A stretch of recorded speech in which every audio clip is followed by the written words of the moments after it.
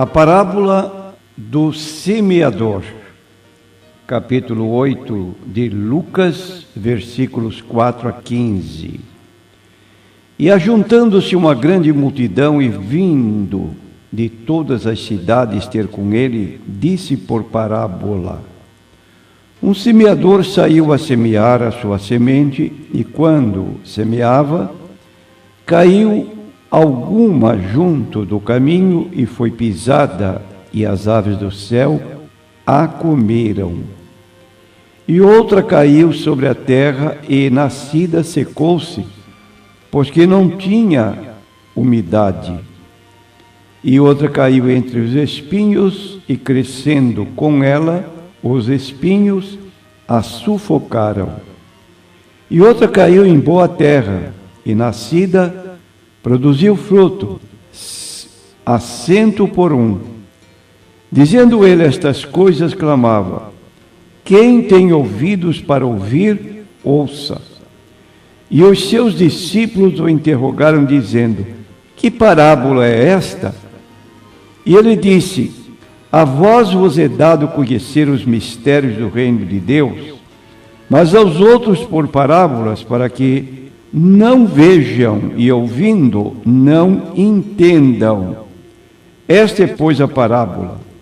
A semente é a palavra de Deus, e os que estão junto do caminho, estes são os que ouvem. Depois vem o diabo e tira-lhes do coração a palavra, para que não se salvem crendo.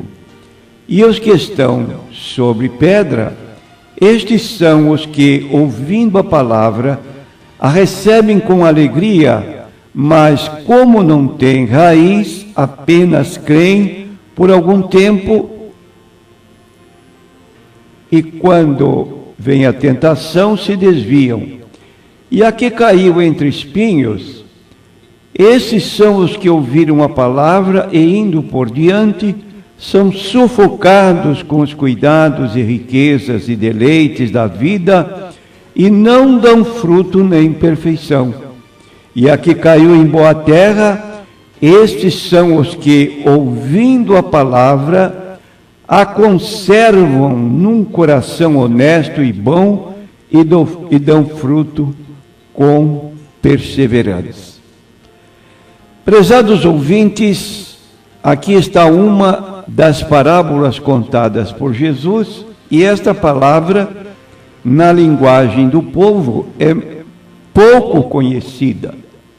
Então, é conveniente dizer que parábola é uma figura de linguagem, é uma narração alegórica na qual o conjunto de elementos evoca, por comparação, outras realidades superiores.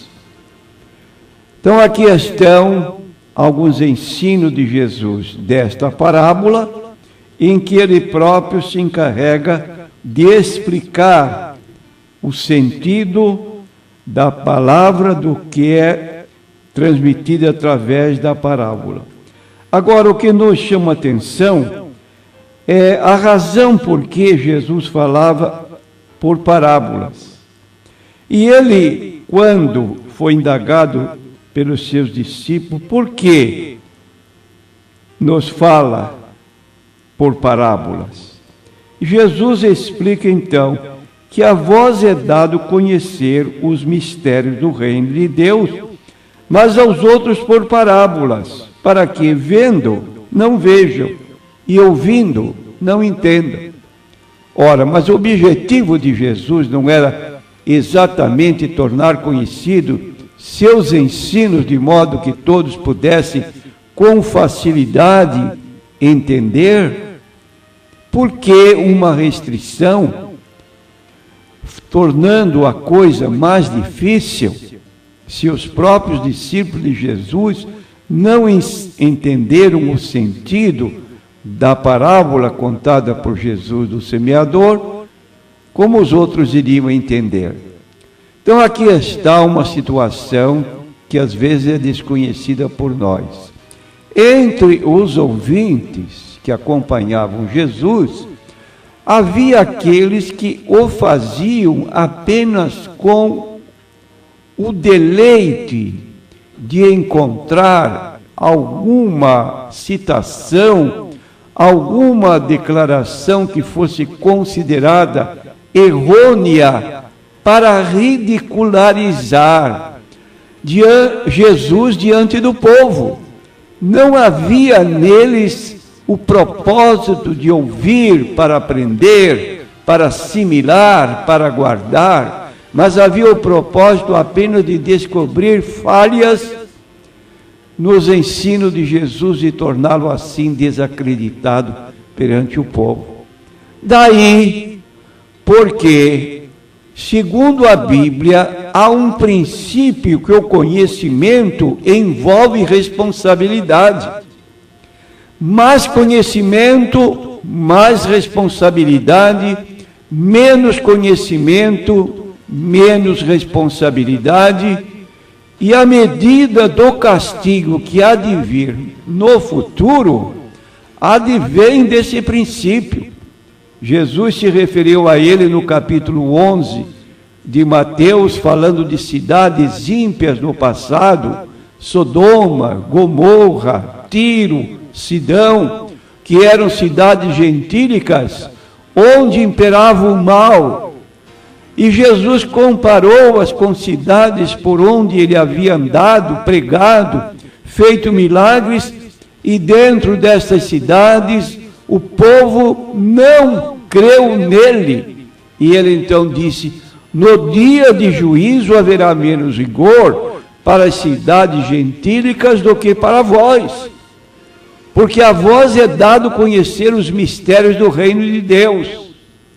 Mas muitos não tiveram esse privilégio.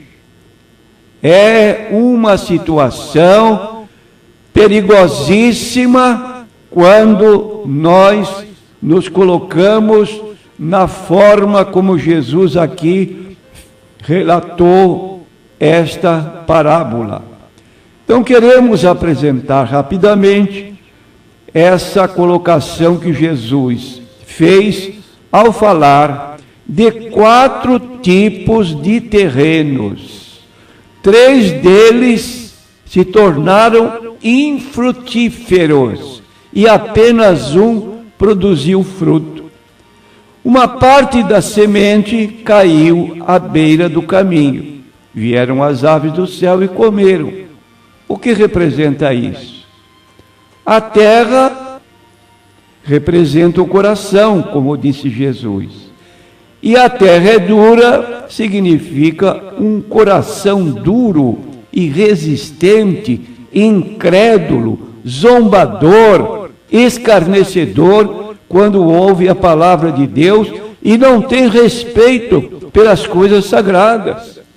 Nós estamos vendo a todo instante pessoas de um certo conhecimento intelectual razoável, que se colocam como pessoas que nem querem saber dos ensinos de Jesus por achá-los desqualificáveis. Outra parte da semente caiu entre as pedras. A semente fica na superfície e não atinge o solo, tipificando um coração superficial, indiferente para com as coisas de Deus. Por algum tempo, parece que a semente vai produzir frutos, mas é por pouco tempo, porque não houve uma penetração mais profunda no coração da pessoa.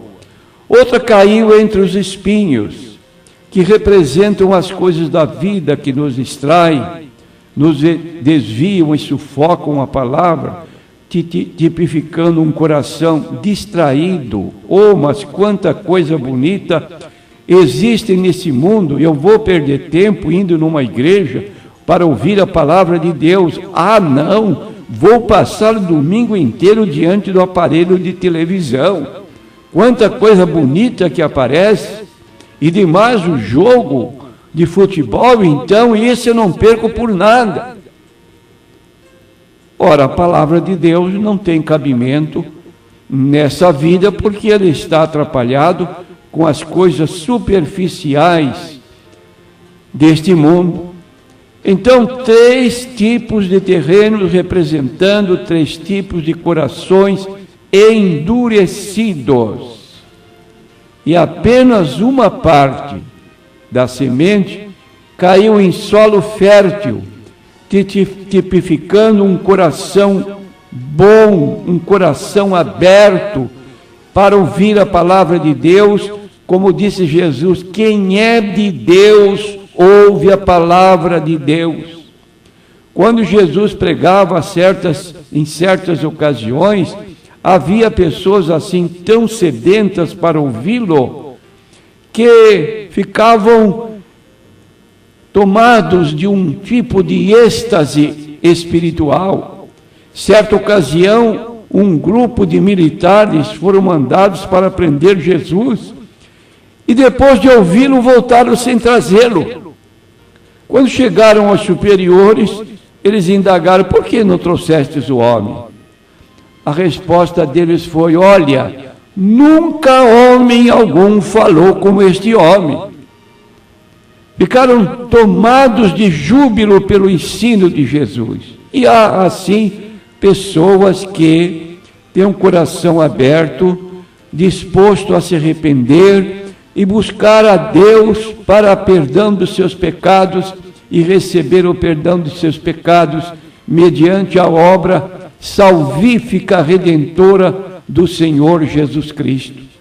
Um exemplo de pessoa que tinha um coração aberto era Davi. Caiu num erro colossal. No Salmo 51, versículo 10, ele está profundamente contrito, pedindo a Deus perdão e suplicando para viver uma vida diferente, mas digna da qual tinha vivido. Ele dizia: cria em mim, ó Deus, um coração puro, renove em mim um espírito reto, não me lances fora da tua presença, não retires de mim o teu Espírito Santo, torna a dar-me a alegria da tua salvação e sustém-me com um espírito voluntário. Está aqui um rei que, embora cercado de prestígio popular, ele sentia a necessidade de Deus e clamava: cria em mim, ó Deus, um coração puro, um coração receptivo para ouvir e guardar a tua palavra. Meu prezado ouvinte, me permita perguntar: que tipo de coração é o seu? Se assemelha à beira do caminho, um coração de pedra, um coração cheio de espinho, ou um coração aberto para receber a palavra de Deus, solo fértil, tipificando um coração bom? Qual é o tipo de terra que representa o seu coração? No livro do Apocalipse, capítulo 3, versículos 20 a 21, Jesus pede o nosso coração. Então, é preciso manter uma intimidade com Deus quando queremos que Jesus entre em nossa vida e venhamos a produzir frutos.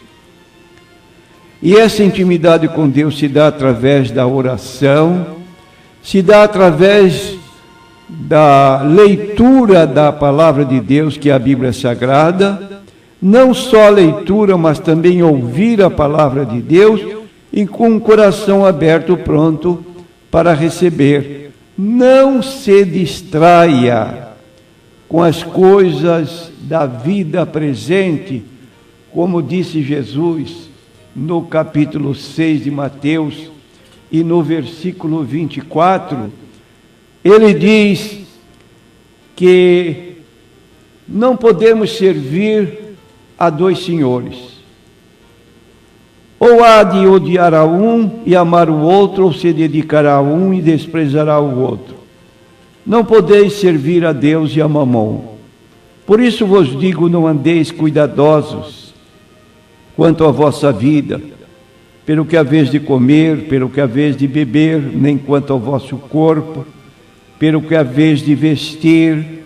Não é a vida mais do que o mantimento e o corpo mais do que o vestuário? Olhai para as aves do céu, que nem semeiam, nem cegam, nem ajuntam em celeiros, e vosso Pai Celestial as alimenta. Não tendes vós muito mais valor do que elas? E qual de vós poderá, com todos os seus cuidados, acrescentar um côvado à sua estatura? E quanto ao vestuário, por que andais solícitos? Olhai para os lírios do campo, como eles crescem, nem trabalham, nem fiam, e eu vos digo que nem mesmo Salomão em toda a sua glória se vestiu como qualquer deles. Pois se Deus assim veste a erva do campo, que hoje existe, e amanhã lançada no forno, não vos vestirá muito mais a vós, homens de pouca fé? Não andeis, pois, inquietos, dizendo que comeremos, ou que beberemos, ou com que nos vestiremos? Porque todas estas coisas os gentios procuram. De certo, vosso Pai Celestial bem sabe que necessitais de todas estas coisas, mas buscai primeiro o reino de Deus e a sua justiça, e todas as demais coisas vos serão acrescentadas. Seja este o seu coração, um bom coração, terreno fértil, que ouve a palavra, recebe e produz frutos, 30, 60, 100 por um. É uma bênção. Que você seja esta bênção.